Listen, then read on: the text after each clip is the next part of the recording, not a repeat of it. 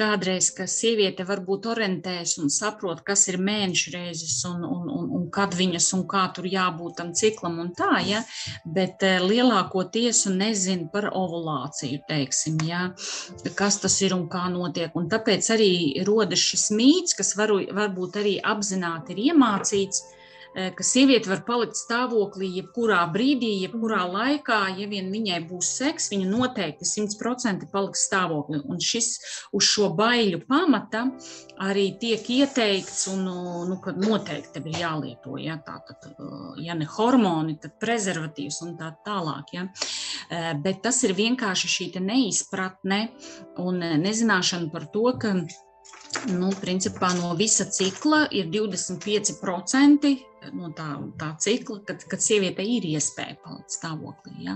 Un tad kādreiz tiešām ir, ka sieviete 40 gados uzzina ovulāciju un kas tas tāds un tā, ja? Un viņai paliek interesanti, jo es ļoti arī mīlu sievietēm, kad taisu sonogrāfijas, viņām arī pastāstu par to, ko es tur redzu, un kādā cikla fāzē ir, un mēģina viņām arī rast to interesi pašām par sevi.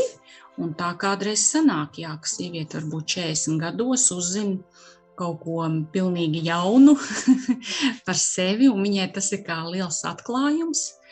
Un es domāju, kā sanāk, jā, ka tā pusdzīve var nodzīvot, tu varbūt zini visu kaut ko, bet par sevi ļoti maz īstenībā. Ir ļoti forši, ir ļoti viegli strādāt ar pacienti, kura zina savu anatomiju, fizioloģiju, tātad zina savu ciklu. Nevis vienkārši ciklu pateikt, kad bija mēnešreize, bet kad viņi izprot šīs lietas arī attiecībā par ovulāciju, protams, ka tad ir ideāli un viegli strādāt.